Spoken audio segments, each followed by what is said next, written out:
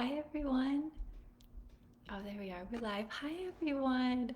Welcome to our class on Tripura Sundari. I am so overjoyed to be here with you because this is our very first ever class in the brand new Rosewater Sanctuary, which yes, is a mere Facebook group right now. No, it's so much more than that because you all are here with me. And so the Rosewater Sanctuary is a coming together of like-minded individuals who can support each other on this journey that is life, and I'm here to help you learn tools to make the journey a little bit smoother and a little bit more beautiful. um, One day this is going to be a real physical location that you can come to. I'm dreaming that up right now. For now, it's a Facebook group. Next, it'll be a website in a bit of a different format, and ultimately, it's going to be a real place you can come and take refuge, spiritual refuge within this world. Get your heart and soul soothed. So, I'm really excited to introduce you to Tripura Sundari. Tripura Sundari is in Sanskrit. Tripura means the three worlds or three cities, and Sundari means beautiful. If you have an I at the end of a Sanskrit word, then that's a woman that is beautiful. So if it was Sundara, then that would be a beautiful man.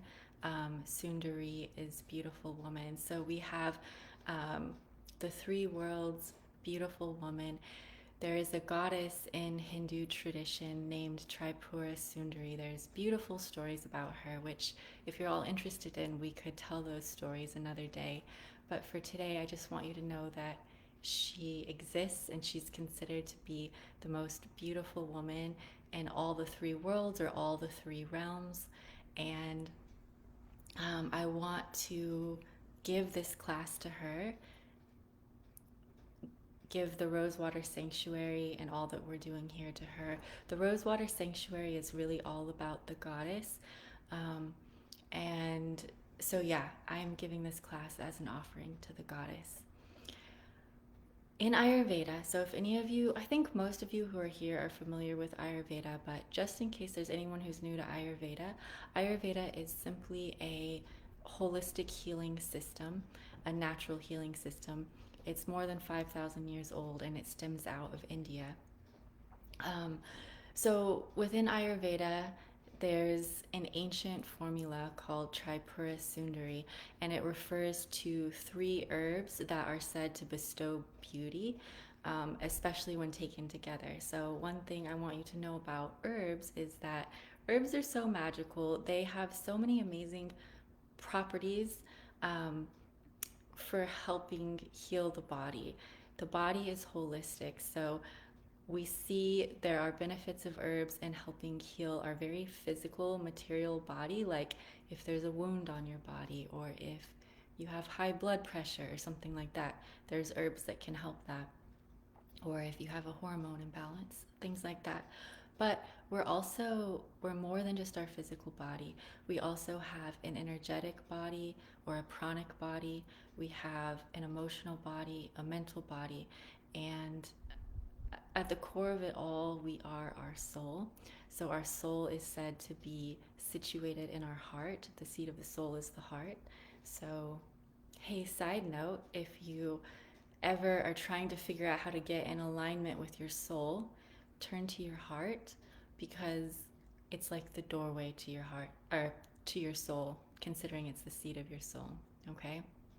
I don't know who needed to hear that, but so your soul is here and it's cloaked in layers: your mental body, your emotional body, your energetic body, and finally your physical body, which we can look at. So herbs are able to have benefit, positive impact on all of those levels of our being.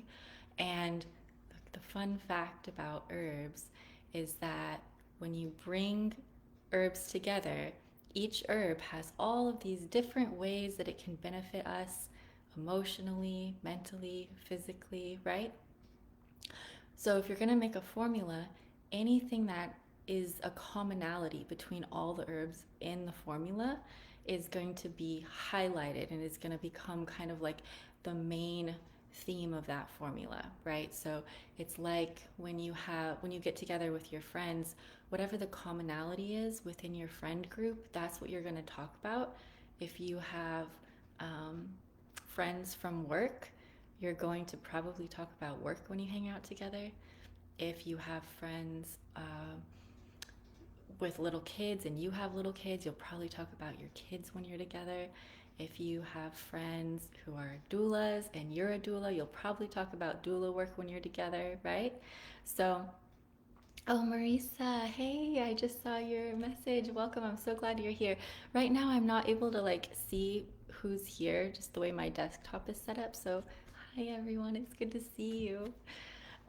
So yeah, same with herbs. If any given herb is going to have all these different ways that it can benefit you, and when you combine it with another herb, whatever they have in common, that is what's really going to be enhanced and stand out. So within Ayurveda, we have this really special formula called the Tripura Sundari formula, and each of the herbs in it is said to bestow beauty. So together we have this really we have that aspect of it magnified. And the other thing that's cool, that I think is cool and is in line with the goddess bestowing beauty to women, right? Because Sundari means beautiful woman. All three of these herbs have a particular affinity with healing the female reproductive system and are just good for the female body in general. So there's so many levels with these herbs. Not only do they bestow beauty, but like, what is beauty?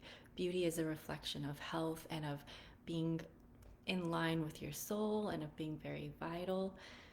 Okay, so the three herbs I wrote them in the description of this live, so you might be able to see that right now depending on where you are. I can't even see it right now, but those herbs are ashoka, bala, and shatavari. Ashoka is a bark of a tree. It's this beautiful red bark, and the tree is a tree that grows native in India. It has these big, like orb-like flowers that are bright reddish orange. They have all these little like spikes coming off of them. I don't really know how to describe it. They're beautiful. They're like big like that. So that's the ashoka tree. That's one of the herbs. Bala is actually in the mallow family, so it's considered Indian marshmallow. So any of you who work with herbs here in the United States or in the Western world, because probably not, I know not all of you are in the United States, thinking about who's in this group. But in the Western world, we have marshmallow root. So bala is kind of like the Indian version of marshmallow root. It's very, so it's the root of the plant that we're using, and it has a lot of moistening, hydration, like unctuous qualities to it.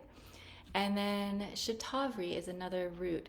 Shatavari is this beautiful white root.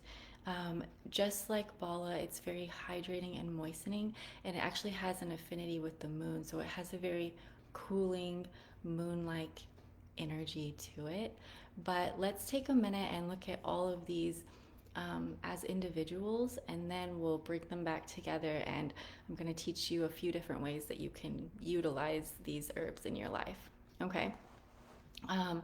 So let's start with ashoka. Remember, ashoka is a tree, and it has those beautiful red-orange, like orb-like flowers, and the bark itself is red. So if you were to buy ashoka as an herb, you would get it as the powdered bark. So it's going to be this kind of earthy, reddish powder, and it's the bark of the ashoka tree. So ashoka is, and actually all of these are Sanskrit words, like Tripura Sundari is Sanskrit, ashoka, bala, shatavari, it's all Sanskrit. So in Sanskrit, the in ashoka means without, and shoka means sorrow. So ashoka together means without sorrow. If you want to only remember one thing about the herb ashoka, just remember that it's named without sorrow, or sometimes it's called remover of sorrow.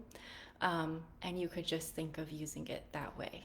Sorrow of your heart, sorrow of your womb, because you'll see in a minute, ashoka has an amazing affinity with the female reproductive system and with the uterus.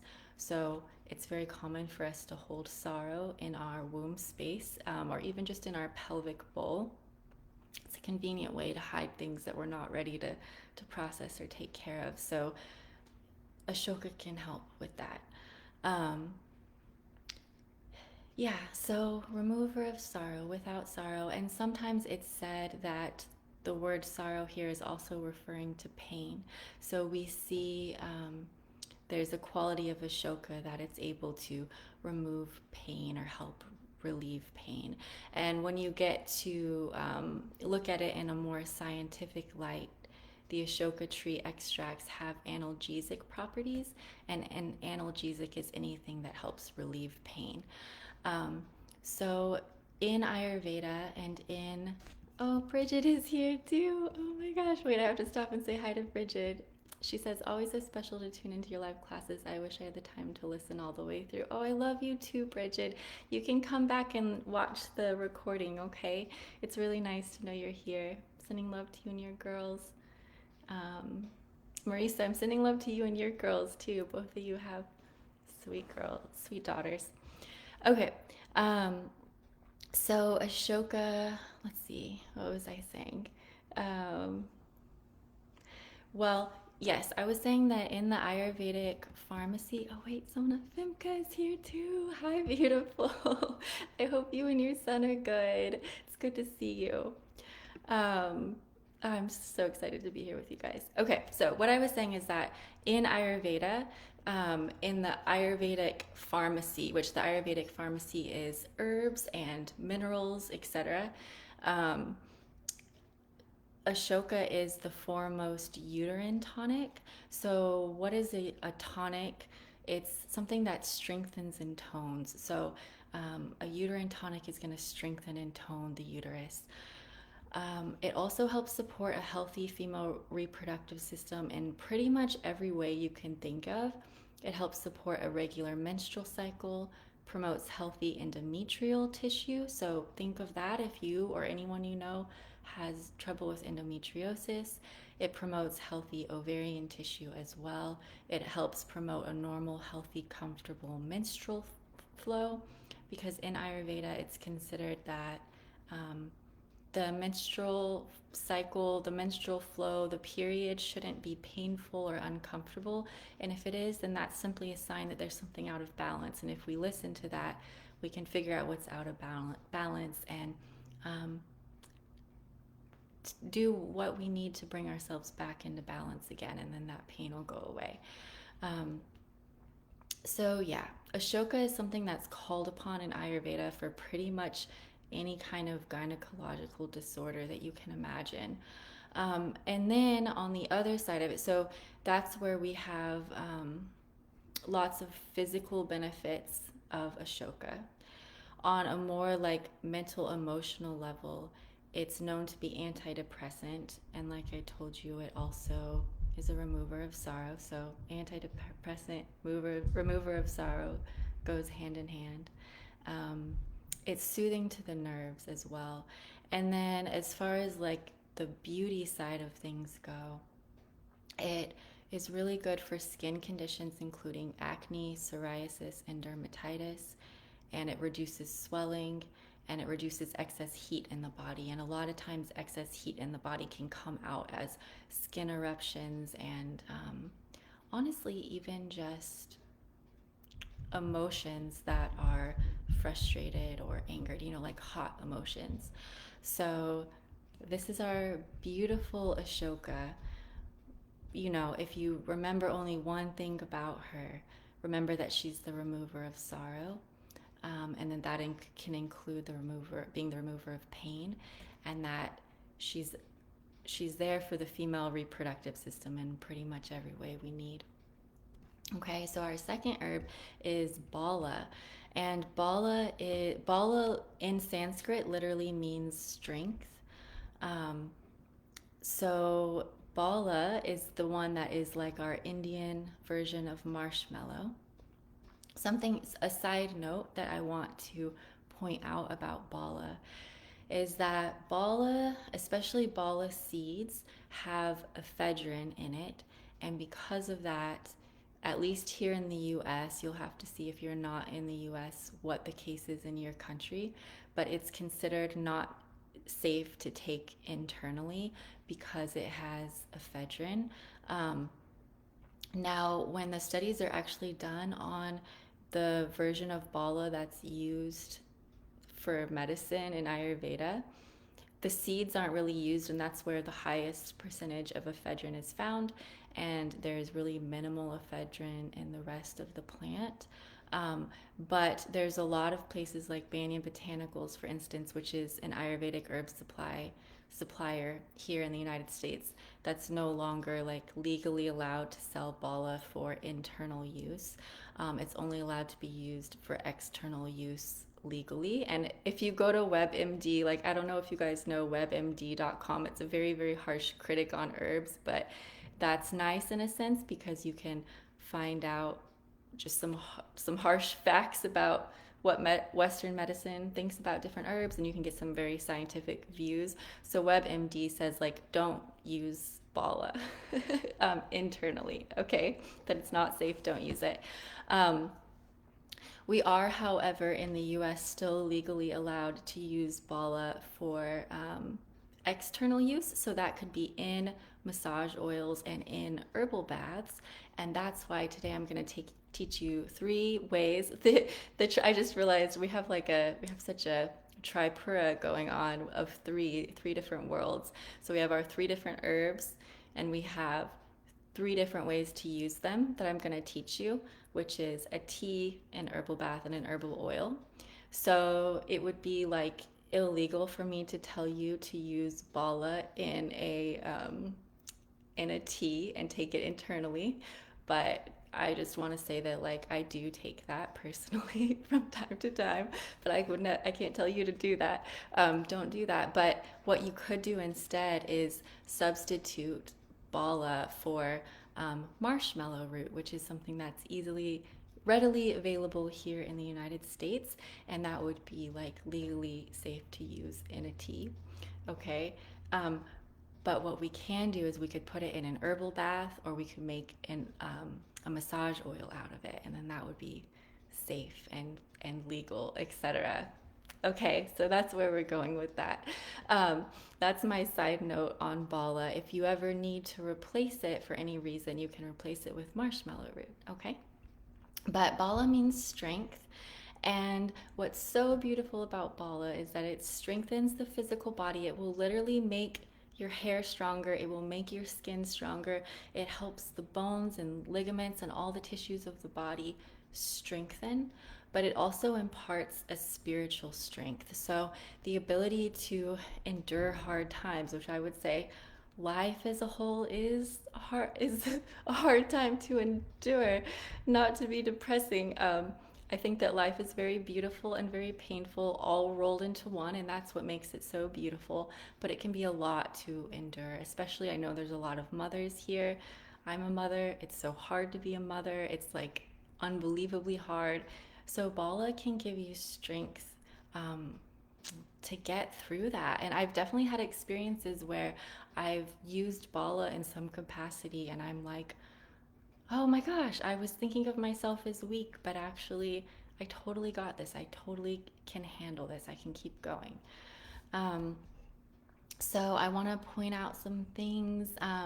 Let's go to the beauty side of Bala. So, it's known to enhance beauty, it brings glowing skin, and it promotes the growth of hair. So if you've had any hair loss and want to help your hair grow more, and then when that hair grows, it's going to be like really just like strong, healthy hair.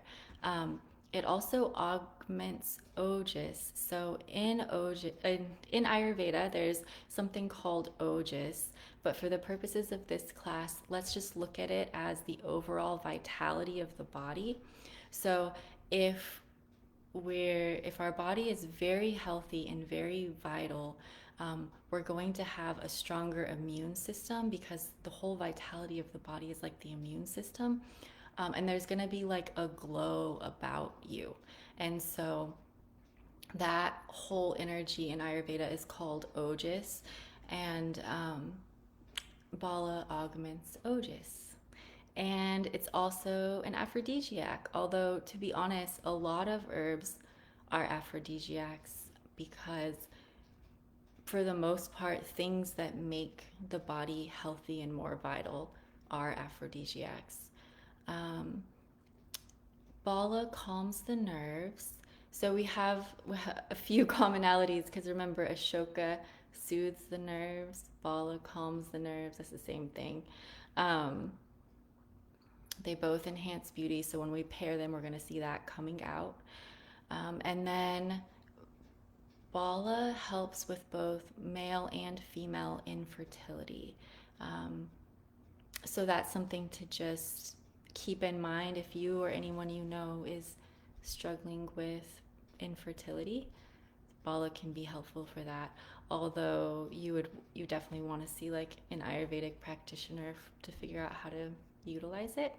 But I just want you to know that these things are here. And as a whole, bala is very rejuvenating to the whole body, and it's hydrating to the skin. So you'll see whenever if you use bala or if you use marshmallow root to make like a tea or an herbal bath, and you have to do some decocting, which I'll tell you about in a minute. And there gets to be this almost like slimy's not quite the right word, but it's like this unctuous slimy quality, um, to bala that like other herbs don't have, or to marshmallow root, and that's the hydration. So it's just amazing for hydrating the skin. um, yeah, I think we'll leave it at that for bala. Okay, and then our third herb is shatavari. So shatavari in Sanskrit means 100 spouses, which points to the immense fertility and reproductive strengthening qualities of shatavari. So if you want to remember just one thing about shatavari, you want to remember that it's immensely strengthening to the reproductive system and to fertility. Um, it's a nourishing tonic both for women and men, but as a whole, it has a huge affinity for maintaining a healthy reproductive system. It supports healthy lactation for any of my breastfeeding mamas, and it's also used to maintain the healthy production of female hormones. So, I was recently reading some studies about shatavari, and the studies were finding that regardless of whether female hormones were too high or too low, shatavari would come in and rebalance. If it's too high, bring it down into balance. If it's too low, bring it up into balance, which I think is really, really cool. Shatavari is viewed as almost like a superfood. It's, as a whole, considered to be very gentle and safe to consume, and that you can have it. You can take it kind of in higher quantities and for longer terms, and it's just nourishing to the body as a whole. But since it has such an affinity with maintaining a healthy female reproductive system, it's an herb that can really nicely be used throughout all the phases of um, female reproductive health. So from the first period, and balancing the hormones through that and helping to establish a healthy period, and then preparing to, becoming more fertile to conceive. It's considered good to use in pregnancy and promotes a healthy pregnancy. It's good for lactation after you give birth, and then it's wonderful for helping support menopause and just making the whole transition into menopause much smoother. It's also really good for women that have had hysterectomies. So if you or anyone you know has had a hysterectomy, shatavari can really help with the rebalancing that the body needs to go through after that. Okay, so keep that in mind. And then some other, oh, So shatavari calms the mind. So I think that's interesting. We have like between the three of them, we have calms the mind, soothes and calms the nerves. So that's really nice as a whole.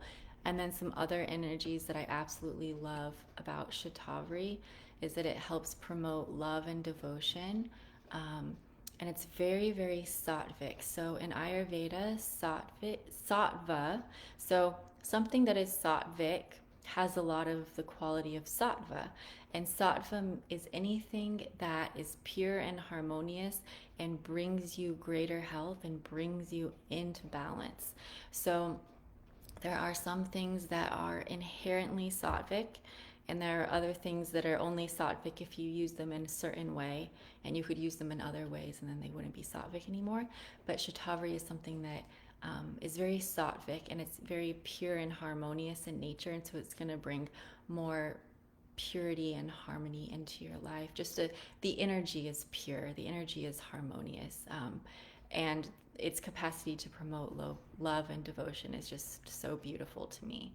And I mentioned at the beginning that shatavari is this white root, and it's like the color of the moon, and so it's considered to have and also it has a very cooling moon like energy to it, which is just beautiful to me.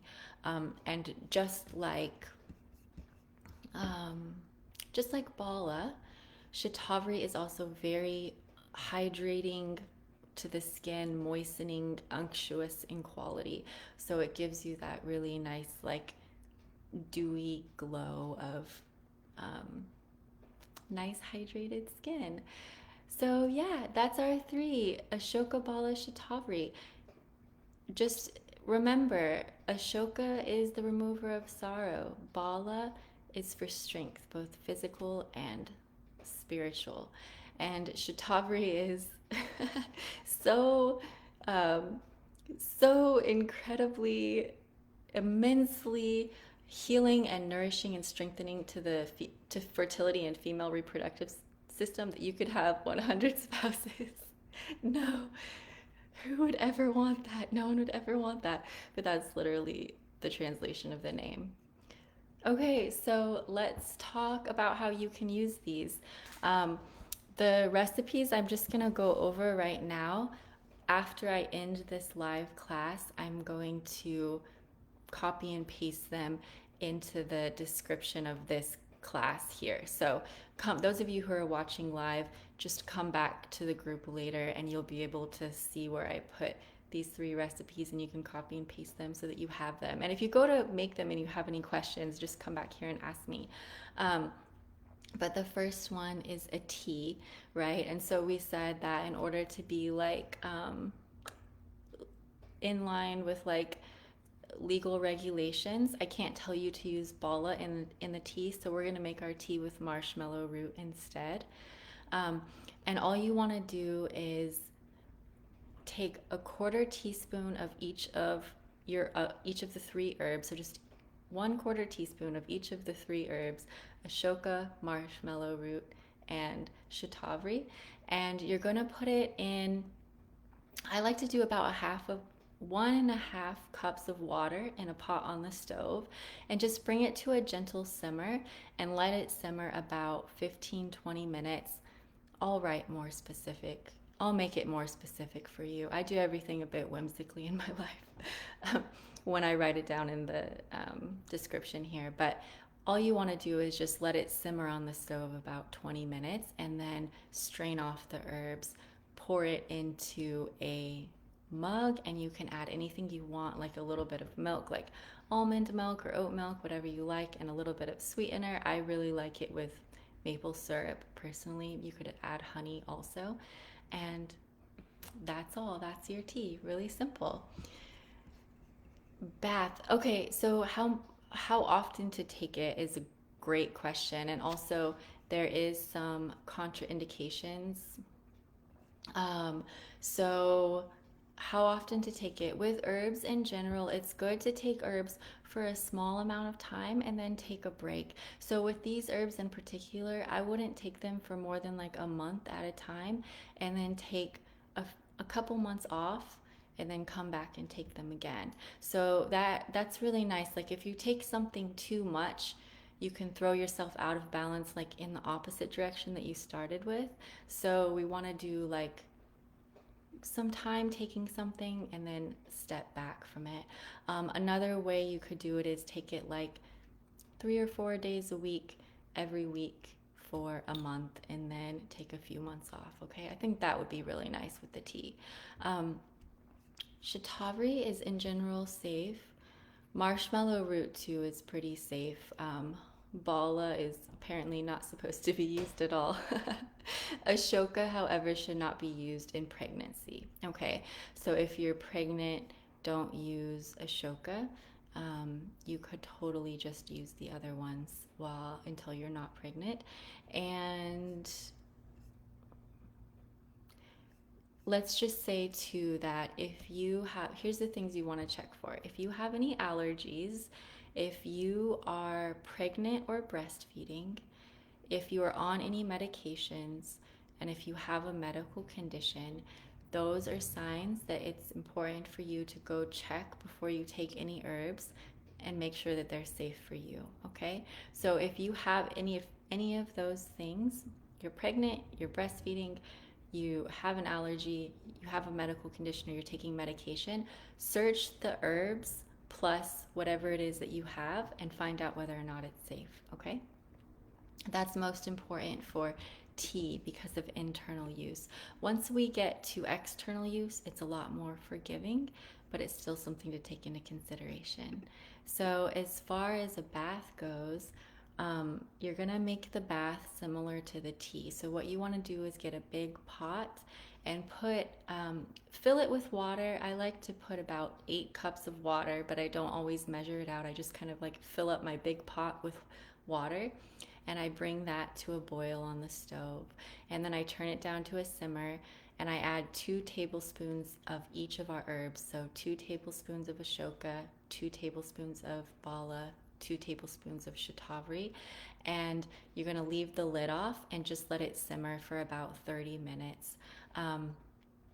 Because the bala and the shatavari are that have that unctuous kind of slimy moistening quality to them, they're going to tend to bubble up and boil over more. So you want to be careful that you don't end up with just like herb boiling over all over your pot. So that's my like warning there. Especially the bala, even more than the shatavari, has the tendency to like bubble up and spill over the pot. So if you used powdered herbs, which more often you're gonna find these herbs from Ayurvedic stores powdered, then you really don't need to strain the herbs off of the liquid. But if you use whole cut herbs where you have literal like pieces of herb, you're going to want to strain that through some kind of fine mesh strainer, like a tea strainer. And then you're going to end up with this like super concentrated bath tea, herbal bath tea that you can then just pour into your bath. So just fill your bath with water, the temperature that is comfortable for you. Don't make it too hot, I guess. If your bath water is too hot, it'll make your heart race and make you feel kind of like weak afterwards. So make it more like moderate temperature that's just really comfortable. And then pour your strained liquid into the bath, and you're going to want to soak at least 20 minutes. So 20 plus minutes of soaking in that bath to get the benefits.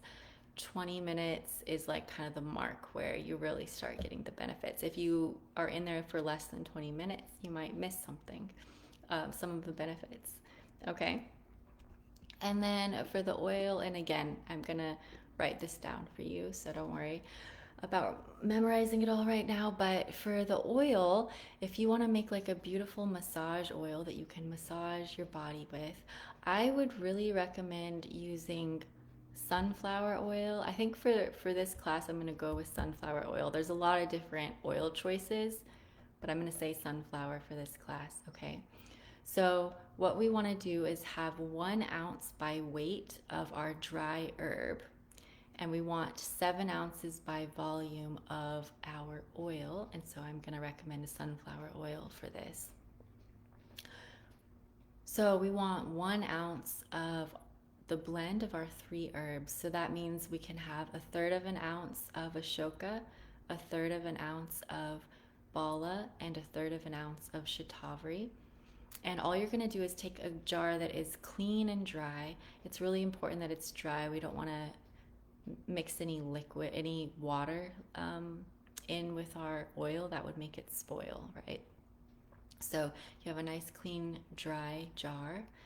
You're going to put a third of an ounce of each of the 3 herbs into it, and it just doesn't matter if they're whole or if they're powdered. Your herbal oil will be a bit more potent if they're powdered, but it just doesn't matter. Just use whatever it is that you are able to get in whatever form you get it. Put it in, then pour the 7 ounces by volume of sunflower oil on top of that, and then jar your lid. Lid your jar. Put the lid on your jar nice and tight, and then shake it up. Get the oil and the herb all mixed really nicely. If you have a lot of herbal powders in there, it's going to take a lot of shaking to get it all nice and mixed. Put your love into it. Put your prayers and intentions into it. And then all you want to do is choose like one of the cabinets in your kitchen that's like dark and protected from the sun, and just set that jar in there and let it sit there for 6 weeks, for 6 long weeks. Um, Ideally, every day or as often as you think of it, pull it back out, shake it again, give it your love and your intention, okay? And if you want to make more oil than that, you can multiply out the ratios. You can use more than 1 ounce by weight of dried herbs. You can use more than 7 ounces by volume of oil, right? If you want to make more. But yeah, every day you pull it out, you shake it again, you put your love and intention into it. And then after 6 weeks has passed, 6 weeks is kind of this magic alchemical time of transformation. You see 6 weeks repeated a lot, like the 6 weeks of the sacred window after birth, and alchemy. My husband studies alchemy and alchemical medicine, and 6 weeks is like the perfect time for a transformation. Okay, so that's how long we leave our oil. And at that point, you're going to want to strain off whether you used whole herb or powdered herb. You're going to want to strain that out of the oil. So I recommend just getting another clean jar and putting a cloth over it that will be like your strainer, and then pour the herbal oil through that cloth. And it might take some time where you just have to kind of let it sit there and let the oil drip through, but the cloth will collect all the herb, and you can discard that, and you have your nice pure oil that you could use just on your face, or you could use it for a whole body massage, and you could use that every single day. So all of these will be very raw and earthy, right? Like we're just using these very very earthy herbs. Like one of them is a bark and the other two are roots. They don't particularly have there's no floral fragrance or anything like that, right? So the whole thing's going to be very earthy. So any of you who work with essential oils or other floral herbs and you know how to work with them, you could absolutely add those into your oil or your bath or even your tea. Not the essential oils in your tea. Don't consume essential oils internally, but baths and the massage oil could have essential oils added to it if you want and if you know how to work with them. Okay, so just some ideas. Just know that it's going to be a pretty earthy kind of final product, but if you want, you can add other things to make it more aromatic or whatever. Okay, so have fun with that. If any of you make any of these, come back here to the group and share with us what your experience was. I feel like there is something else before we end that I wanted to tell you. Oh, yes, I do. Okay, so we're celebrating the opening of this space that is the Rosewater Sanctuary. So I want to give you guys a discount code for 30% off of literally anything from my innersunandmoon.com website. Um, the code is Rosewater, and I'll also, like in all caps, and I'll also write that in the description of this video when I update it. But some things that I have going on that you might want to use it towards is right now I have the Art of Herbal Bath Making happening. That is like hands down my favorite class to teach. You basically learn herbalism for women and you become expert at making herbal formulas and knowing how to work really intimately with many different herbs for women's health. And it's all in the context of herbal baths. And we look at creating these baths that are both medicinal and very visually stunning and beautiful. And we create baths that are going to impact all holistic levels of the being. So we're going to choose things to put in our bath for the emotional heart, for the emotions, for the mind, for the energetic pranic body, and for the physical body, all rolled into one. And you learn how to work with herbal allies, and it's phenomenal. And if you were to use this 30% off code, you would get I think it's like $285 off of it, which is amazing.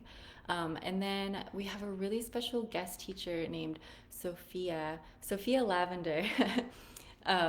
Sophia Lavender is an amazing herbalist. I've been wanting to bring her on Inner Sun and Moon for a while, and she is going to be doing a class on November 12th called Womb Herbalism, and she's going to teach you 11 herbs for the womb. And just last night, I officially got her class up, ready for registration on our website.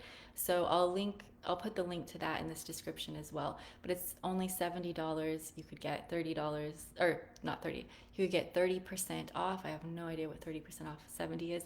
And the class is intended so that you can work with womb herbs for yourself or with clients. So it's a really, really magical special class we have coming up. And then another thing that I have not announced yet at all, and I have not, I don't have it on the website yet, is I'm about to put together an herbal oil making class. So the way that I just taught you to make an oil is from the more Western herbalism tradition, but there's a completely different way to make Ayurvedic oils. And I have, over the past year or so, up-leveled my skills in making Ayurvedic oils, which I'm really excited about, and I'm excited to share that with you all. So we're going to have a quite in-depth Ayurvedic herbal oil making class coming up for registration soon. And that's something else that if you guys were here at this class, I would let you in at 30% off. So if you want that, just comment that you want more information on it, and when I have that information, I'll get it to you, okay? But anyways, yeah, Rosewater, if you want to celebrate with me and you want anything, or even in our apothecary, we have some beautiful combs, like crystal combs right now, obsidian combs, and I'm looking at them, clear quartz combs, clear quartz crystal combs, anything you want, 30% off. Okay, I'm sending my love to you all. It was so much fun to join you all here and share about Tripura Sundari, and I can't wait to hear how you utilize what we talked about today in your life. And I already have 2 other free classes that I'm really excited about, that'll be in the Rosewater Sanctuary that I'll be announcing within the next couple of weeks. So look out for that, and I hope to see you there. Bye, my dears. Thank you for being here.